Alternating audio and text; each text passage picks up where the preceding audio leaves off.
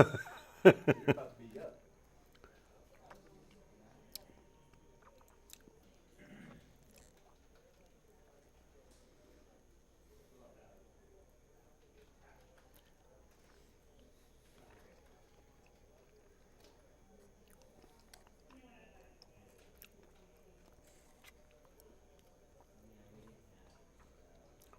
You are now absurd. Thank you, Luke. I'm just enjoying some celebration cake, I'll call it, from Deborah Knapp's retirement party. Red velvet from Nadler's. You don't get better. I don't know if you've ever had a Nadler's cake, but let me tell you this right now. Fantastic. And what better way to celebrate Deborah Knapp than to have a great piece of cake? We had such a wonderful send-off. It's a wrap for Deborah Knapp. A 48-year television news career came to an end today in this building. It was extraordinary. What a special. If you get a chance, here's how you can do it, because Ken's 5 Plus, we have all our newscasts on there. You can watch the 5 p.m. newscast, and then watch the sportscast at 6. 6 o'clock was a regular newscast. 5 o'clock, we just did a few news stories off the top, the big stories of the day, for about 2 to 3 minutes, did a little bit of weather, and then the rest of the half hour was for Deborah. Well deserved. A pillar of journalism in San Antonio. Arguably one of the greatest journalists this city's ever produced. And that's the truth. And it's a storied career. So, 6-time Emmy winner, Hall of Fame member in the Texas Newscasters.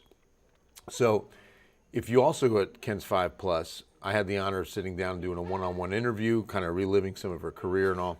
But tonight it's the cake. And Luke, you mentioned you're going to have a piece, right? Let me tell you something. Here's the hard part. Okay. You know what part of the cake is left? Her face? No. So good luck, dude. I don't know what you're going to do. No. You're going to have to maneuver around the beautiful Deborah Knapp because she's on the cake. And yeah, that's tough. So still some 90s out there tonight, my friends. Look at this. There's David. I busted a mirror and got 7 years bad luck, but my lawyer thinks he can get me 5. Nice. You got a good lawyer. I like that. Lise, what's happening? I did switch sides. Good point. I didn't even notice that. I didn't think about that. So you notice how we didn't do the open. We're not full screen, then going full. We're having a couple of issues here. We're still obviously able to do everything we're able to do. The most important thing is just getting this information out to you and showing you these slides here to my left. But yeah, we're missing a couple of little things. We're having a little bit of a glitch here, but we're good. Jason Gates, there is a chance of rain, my friend. So good news. We do have a chance.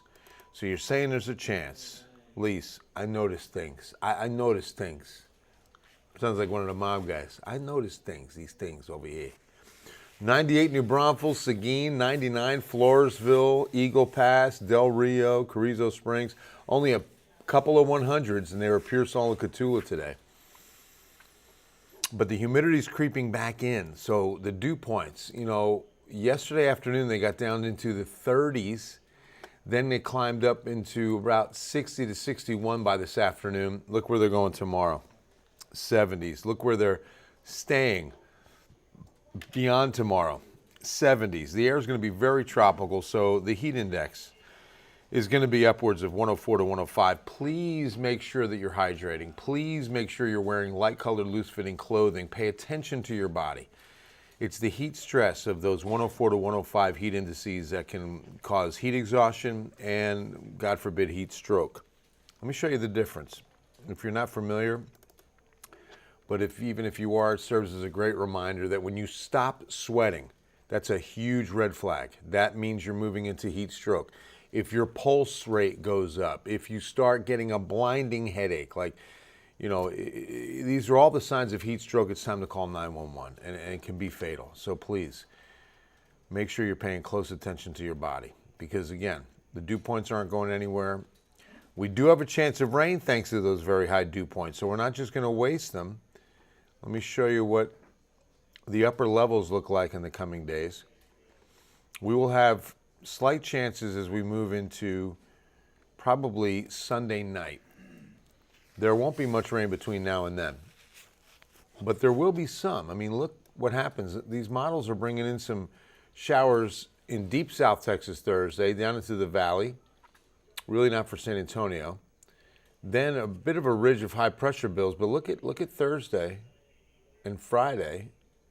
There's even a little bit of rain in North Texas, with this model showing a couple of showers down into South Texas, so be close.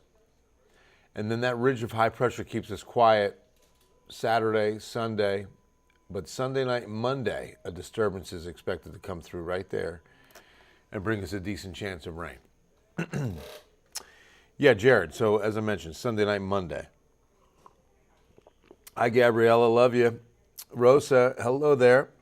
Brianna, please, all caps, I know, right? Did you get any yesterday morning? Yesterday morning was close to Pleasanton on some pretty good rain.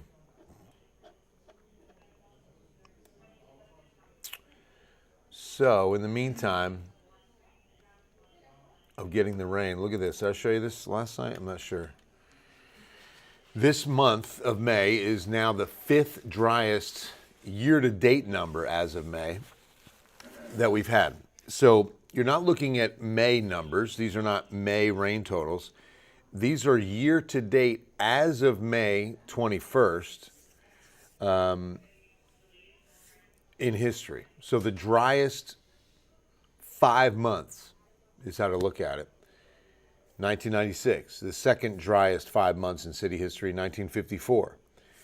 Then 2022, and here's the thing about 96 and 22, very hot years, very dry years. In fact, 2022 was one where we came in under 14 inches of rain for the entire year.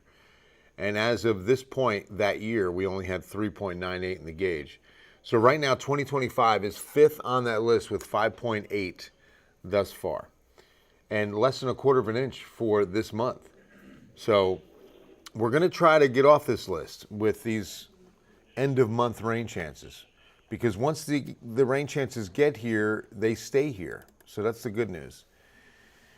Grace, any storms? No, not tonight. And Brianna, it rained heavy, 10 to 15, cleared up, right? And then it was like a steam bath, I'm sure. Good evening, Kevin. Good to see you. So the next 2 afternoons, I've got weather impact alerts, and it's because of the heat. Look, we're expecting heat indices of 104 to 105 the next 2 days. If you're working outside, if you've got children that'll be at a recess in the afternoon, try to make sure they're hydrating. Try to make sure the colors they wear tomorrow afternoon outside are light colored, okay? And then on Monday, because it's Memorial Day, we've got a decent chance of rain. That's a weather impact alert, because with showers and even thunderstorms in the forecast and activities and plans that you have for Memorial Day, it's important that you know that this kind of weather can impact you, for sure. So I want you to keep that in mind. And then look, Tuesday, Wednesday, Thursday, Friday, we have a slight chance, 20% every afternoon. So not too bad.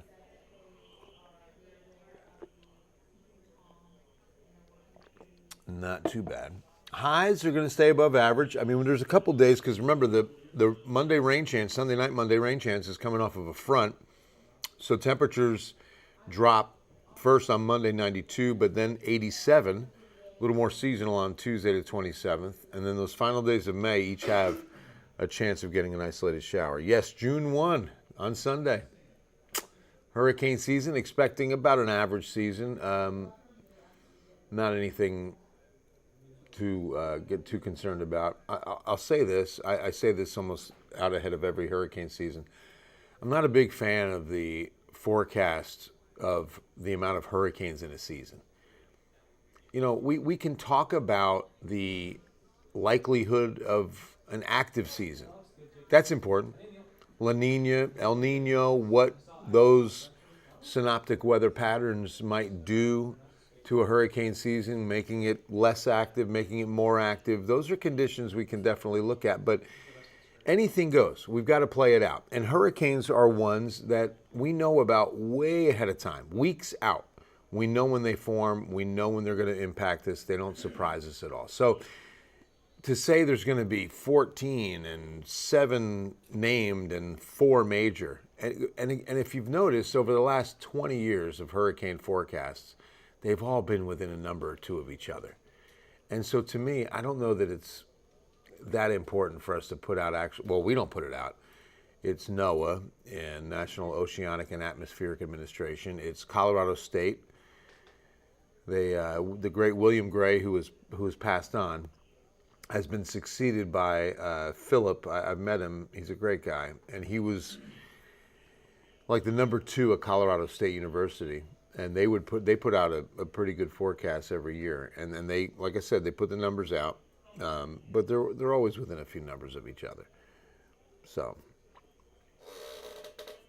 David said he bought some batteries, but they weren't included. Come on now. There it is.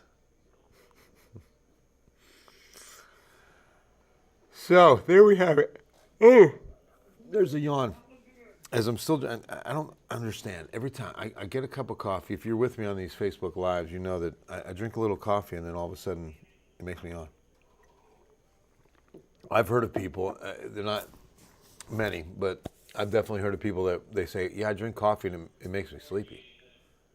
Isn't that wild? I mean, it doesn't make me jittery and, but I'm blessed that I can drink coffee this late and I'll still be fast asleep by 11:30, 11:45.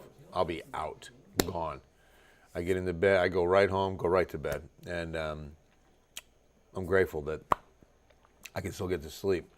My mom, when my mom was alive, she used to tell me, I can't even drink iced tea after 4 o'clock. That'll keep me up. She was so fragile. All right, that's going to wrap things up on this Wednesday night. Tomorrow's Thursday. There we go. And you can see it's going to be a high of 97 with weather impact alerts the next 2 days because of this heat. These heat index values are going to be high and put a stress on your body. So please make sure you're hydrating. Don't be overeating. And wear that light colored, loose-fitting clothing. I love you. God bless you. And we'll see you on Ken's 5 News at 10.